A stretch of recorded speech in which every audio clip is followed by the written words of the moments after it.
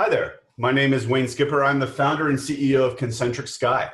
My background spans both hardware and software, and I founded Concentric Sky 12 years ago, 2005, and I've since grown it from my own personal consultancy into a team of over 70. And we like to think of ourselves as problem solvers. So we solve interesting problems for some of the most prominent organizations in the world. We are the lead mobile developer for the World Bank. We're the lead mobile developer for the United Nations. We build apps for NASA, NIH, NSF. We're a core research partner with the Department of Education, and we do work with a number of these other very fine organizations. This is actually a really great starting point for the demo, because what you're seeing here is a portrait of our company. You can see, by looking at this, the caliber of our partners. And it tells you a lot about who we run with and who we are as an entity. So you can think of this as a starting point for what we're about to cover today. So here's another portrait. And in this case, what we're looking at is a portrait of the skills from Scout. And this is a great representation in its context, in that we know a lot about this learner that's relevant to this particular context. So if, for example, I'm looking for somebody to give me guidance in the wilderness, the fact that this person knows how to use a compass, pack a backpack, and dig a latrine, well, those are useful skills, right? But there are drawbacks to this approach, right? Anybody could just sew a patch onto a sash and say they have a skill. There's really no way to verify it. There's no assessment attached to it. So wouldn't it be great if there was some way to digitally recognize these sorts of skills? Well, there is. So a technology has been created called Open Badges, and I'll talk about its history here in a moment, but here's the initial vision, right? You start off with job training, online learning, volunteer programs, badges from any number of sources, which are put into the badge backpack, which really takes the place of the sash that you saw in the previous slide. And then you can push those out to unlock new job possibilities for continuing ed and for job opportunities. So a really excellent vision and a way to actually make these learning achievements meaningful in a broader ecosystem. And this works because each open badge is not just a picture. So it's not just a digital sticker in a sticker book. Actually baked into every image is the name of the recipient, any alignments and evidence that might be associated with that, and the name of the issuer. So you can't fake these things, making them very useful for a number of purposes, including to represent academic learning achievements. So a brief history of open badges. In 2011, Connie Yao of MacArthur and Mark Sermon of Mozilla were on a plane discussing the Boy Scouts and the Girl Scouts and the way that they signified learning achievements. And what they realized was there was a need for a digital version of this. Mark agreed to build it. Connie agreed to fund it. In 2012, the MacArthur Foundation under Connie Yao led the Chicago Summer of Learning, which was a program that was so successful that by 2013, we had 1,400 organizations issuing open badges in the world. By 2014, there was so much activity that Mozilla and MacArthur together launched an organization called the Badge Alliance. And at that point in time, we estimate that there were about 1 million badges in the wild. In 2015, Connie's spinoff from MacArthur, Collective Shift, approached Concentric Sky and asked us to begin stewardship of the Badge Alliance. So between the period of 2015 to 2017, Concentric Sky led the development of open badges. We led the development of the Open Badges 2.0 spec. We wrote the developers tools and the developers guide, and we wrote and open sourced the validation tools, which are still currently used throughout the ecosystem to validate open badges.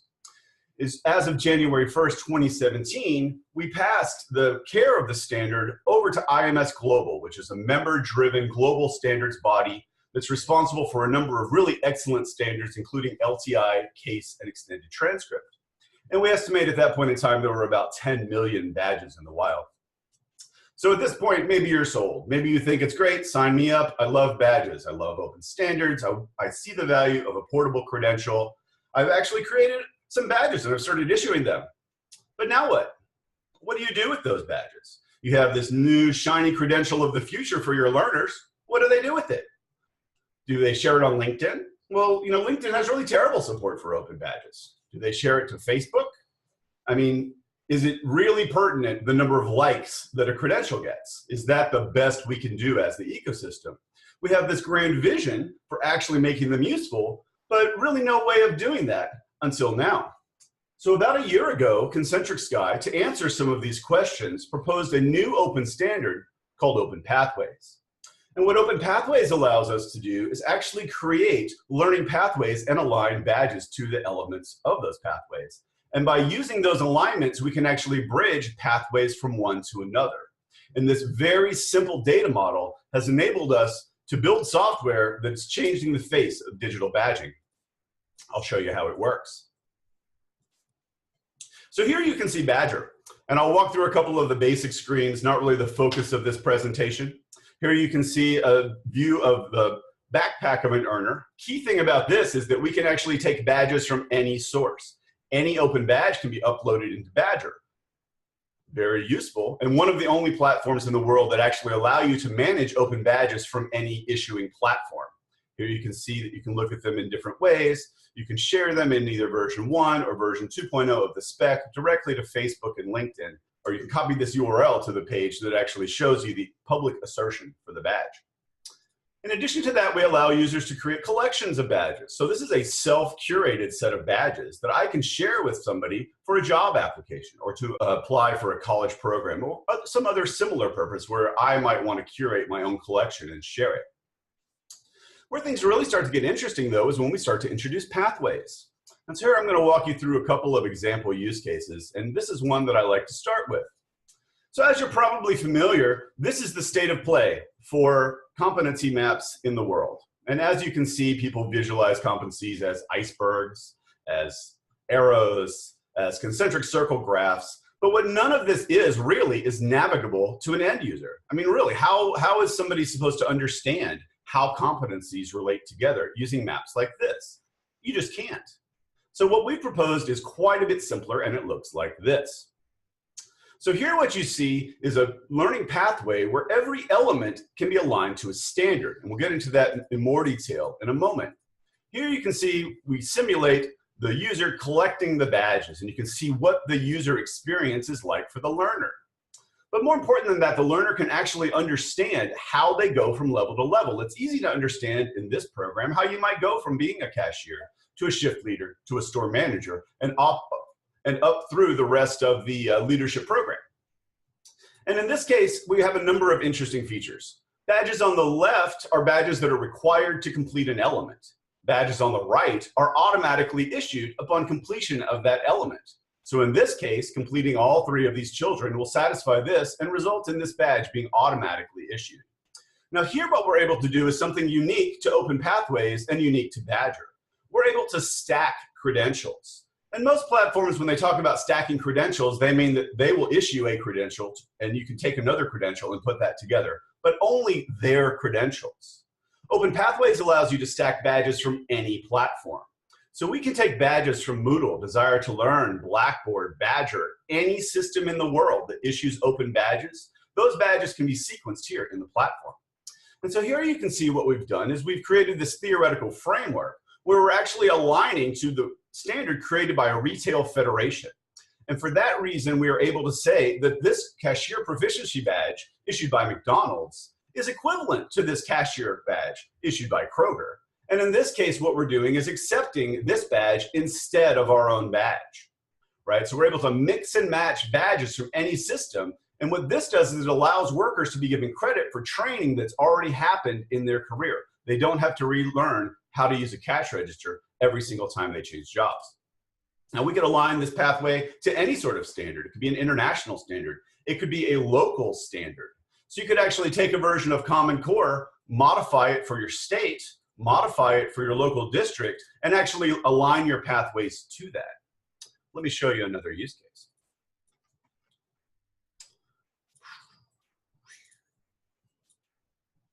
So here what you're seeing is a curriculum out of Irvine, California, and this actually represents a pathway that we're working on with a partner, Community Colleges of California. And here you can see a couple of very interesting things. This first element here can be satisfied in one of 3 ways. This badge is actually the terminal badge in that it is the end badge of another pathway for AP Biology. And so this is a high school level course.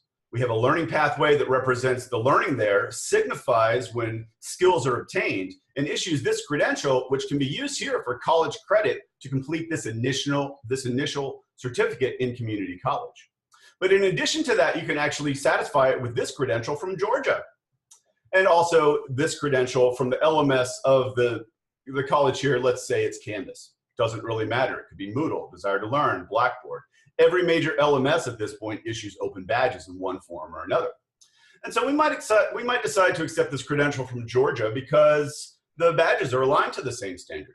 Or perhaps they fall on pathways where the elements are aligned to the same standard. Or perhaps the faculty know each other. Or perhaps the universities are part of the same consortium. Lots of reasons that you might choose to accept a credential from another organization in lieu of your own. And here you can see how we stack these certificates up. This one, of course, they require only their credential to satisfy. But when you get to the higher level, once again, they will accept this higher level credential from the school in Georgia. Now, what we're doing here that's unique is that we've identified a skills gap for our graduates. And the skills gap is the gap between the skills that learners leave school with and what they actually need to get a job.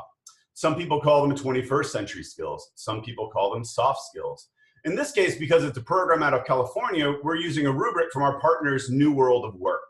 And what they've done is done quite a bit of research into what those soft skills are, and they've created a set of skills that are broadly applicable across industries.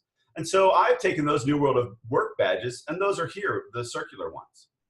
In addition, we have programs from other parties, and I, as the author of the pathway, have vetted these other programs and decided that these are all roughly equivalent for my purposes. And so I've created an element of student choice. The student chooses which of these 3 badges to get from these programs. It doesn't really matter to me as long as they satisfy the criteria.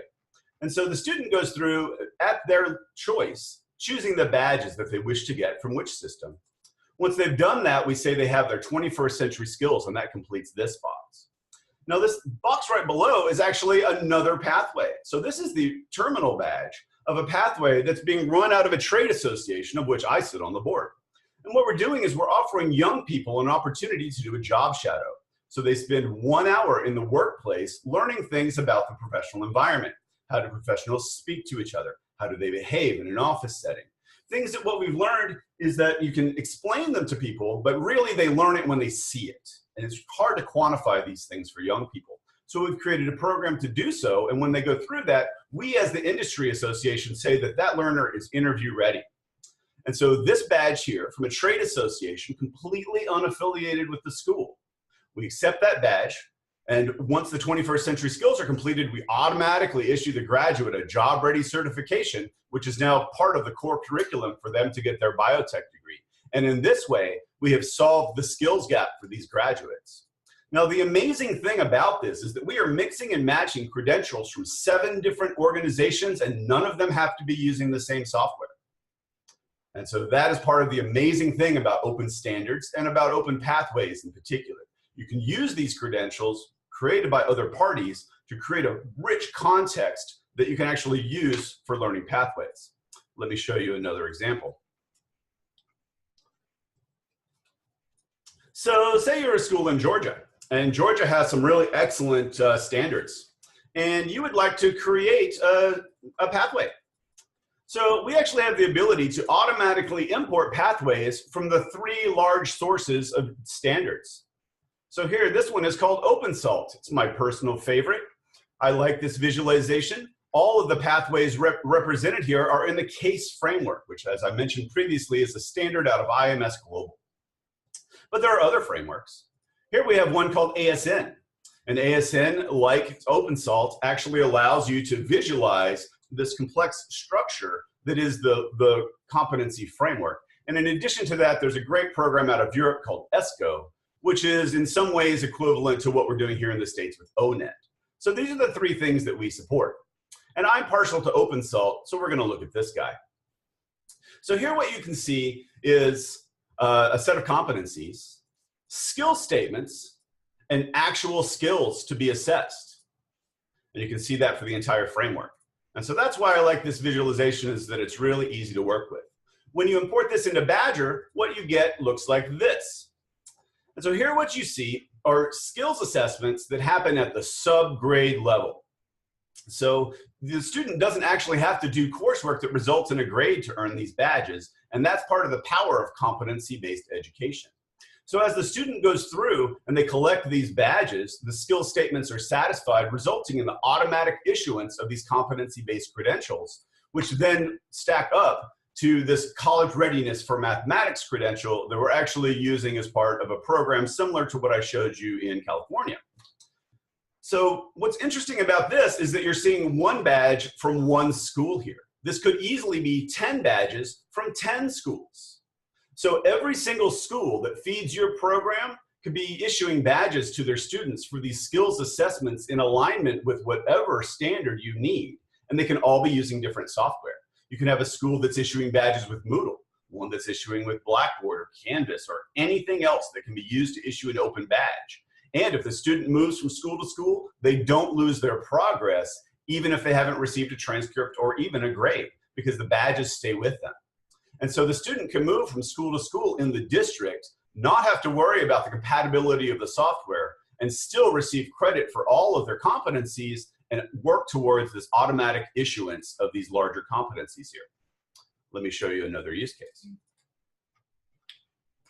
So here's an example that I like to use because it represents blended learning, right?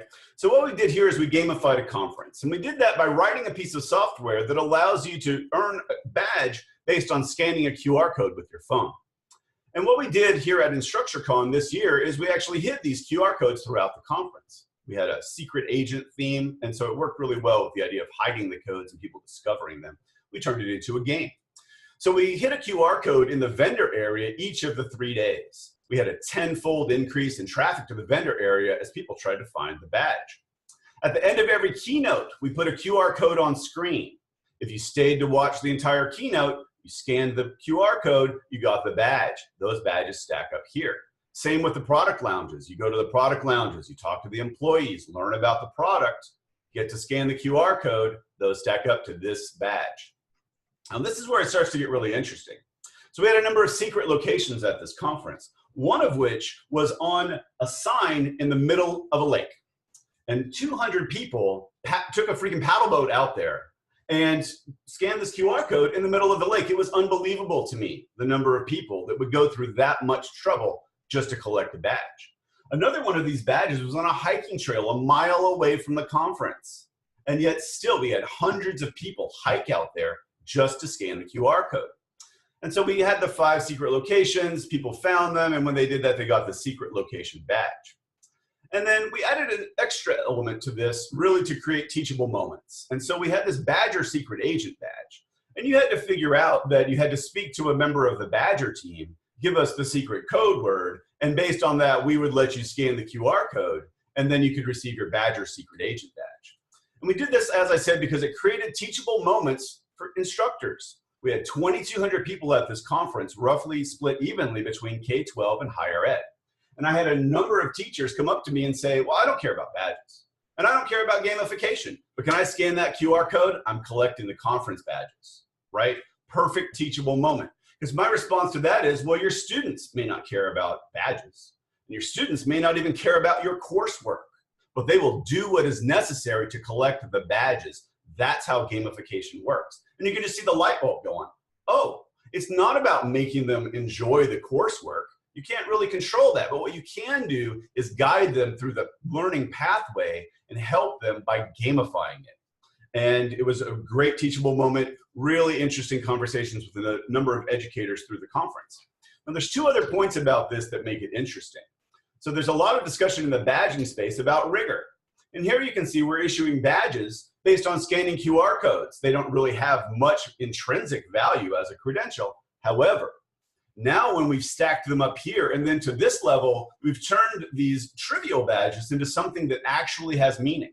We know that those who completed all of these badges are veritable evangelists for Instructure's products. They know all about the different products. They went to the lounges. They saw all the keynotes. They know what's coming up. They went through the trouble of going through the secret locations.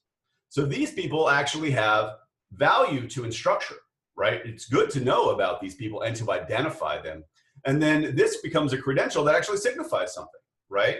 So even though we had 2,200 people at the conference, 1,900 played the game, we had less than 100 that got to this point, collecting all 21 badges. And those people are very important for instructor to know about, right? It creates a lot of value on both sides of the equation. And we've taken these badges that could be argued to have no meaning and given them meaning with context. And that's the thing about badging and open pathways that is really essential to the conversation, is that you cannot understand a badge by itself. You need to understand the context in which the badge resides. And that's what you get with open pathways. Now, I also mentioned blended learning. And so this is a great example of how you can tie things in the physical world to what happens online. There's a lot of talk about blended learning, but it's hard to do well.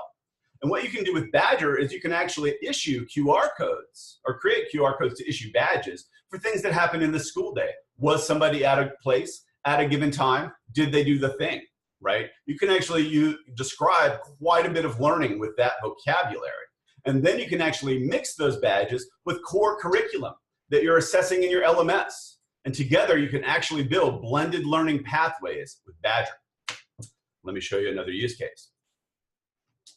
So here's a use case for Europe, and this is an example of a migrant skills transfer system. And so what we're doing here in the Netherlands is representing the idea that we have a number of migrants and we would like to welcome them and help them be successful in their new country.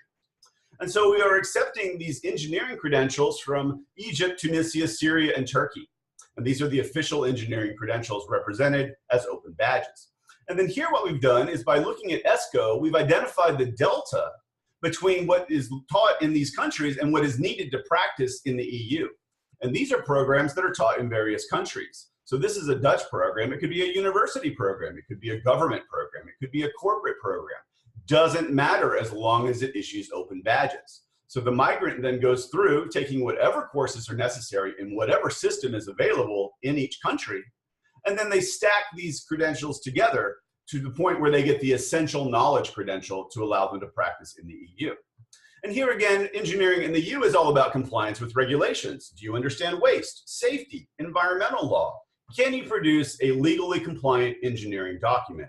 And here these programs are taught in various places. We have the Netherlands and Germany, the Czech Republic, Spain.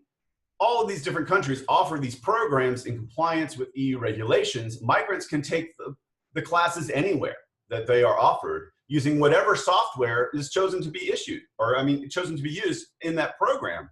And as long as we're using open badges, they can be sequenced on open pathways. So once the learner, in this case the migrant, has gone through and satisfied these badges, they receive this one here for the understanding that they understand compliance with EU regulations.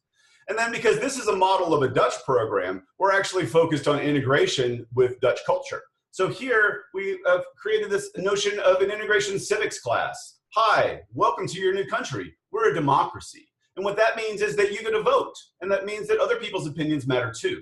And all of the things that you might want to introduce somebody to as they're learning about the society in which they find themselves. And at the same time, we know that immigrants are more successful if they have a high level of language proficiency. So here we've created a language proficiency badge issued by the government, which is a terminal badge of another pathway. When the migrant has completed both of these learning pathways and has the badges that are represented here, we give them this integration credential, and these three credentials together stack up to a civil engineering credential, which could allow them to practice engineering in the EU. Now, the amazing thing about all of this is it's the exact same data model. We use the same data model to represent sub-grade level grading in high school. We can use the same data model anywhere else in K-12. We use it in community college. We use it to describe the connections between high school, community college, and employment, because you can link pathways together. You can use it to represent gamified events, and you can use it for blended learning, and you can even use it here to build migrant systems to deal multinational skill transfer. And so it's all the same data model. It's all open pathways. And that is why it matters that we use open standards and that we all work together to make sure that our systems are interoperable. So I will talk about 3 areas of superpowers that are made possible by this technology. 3 areas that I've identified that I think are so amazing enough that I call them superpowers. And the first one is what this does for learners. And so we are able for a learner to actually show them learning pathways that they didn't realize that they had taken steps towards. So we can actually show them that if they have these New World of Work badges, well, did you know that that opens corporate training opportunities for you in 30 local employers? Did you realize that having this tech certificate here, this is actually accepted in another state? If you have this credential, we can show you, well, did you realize that's accepted for credit in California? So we can surface for the learner new learning opportunities by searching the world of pathways for the badges held by that learner and exploring for them those learning pathways that they may have already partially completed. Perhaps they're 20% along the way to an associate's degree here in California because they have this credential. Who knew? Perhaps this associate's degree, which is represented by an open badge, is accepted for master's level credit in Georgia as part of an MBA program. Who knew? How do you know these things without these sorts of data relationships? Once again, the importance of open standards. So the second area of superpowers, which is even a little bit more exciting than that, is what this does for institutions, because it creates a feedback loop that does not currently exist. And this is the ability to report back to institutions in real time how their credentials are used. So here, let's take this example of Georgia. So we have this credential. Every time this credential is used to satisfy this pathway, we can report back to that school in Georgia and let them know. So they don't actually have to wait until their state Department of Labor surveys employers for needed skills and then decides to fund community colleges based on those skills.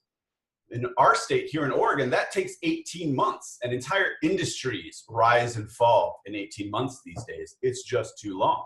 We need a real-time feedback loop for institutions so that they can deliver increasing value to their learners, and Open Pathways provides that to institutions. That's area 2. But what I think is probably the most exciting area of all of this is area 3, and that's what this does for employers. So for employers, normally what you're talking about when you're looking at an applicant is a snapshot of their credentials. What do they have today? Are they a fit for what I need today?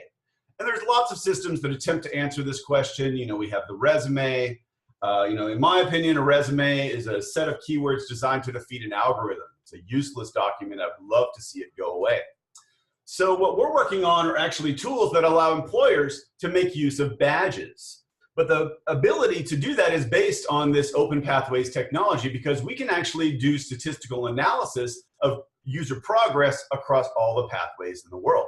We can say that somebody that has this credential is 80% likely to go on and get this credential, right? But that expands quite a bit. We can say somebody that gets this credential is 80% likely to get a master's degree in biotechnology within 5 years, and along the way, pick up these 15 skills, right? And now we're moving into holy grail territory for employers, because we're not talking about where this applicant is today. We're talking about the skills acquisition that are likely for this applicant over time. So as you're planning your workforce development, you're not just looking at where is this person today, where are they likely to go? Are they going to fit into my workforce in 2 years, right? And this is clearly holy grail territory for employers. It's what everybody in the space is working on solving right now. Can you predict skills acquisition? And with Open Pathways, you can. And that, I think, is really exciting. We're actually working on the tools right now here at Concentric Sky to make that possible. But that, as they say, is a story for another day. And with that, I will wrap up. Thank you, and please feel free to reach out to us if you have any questions.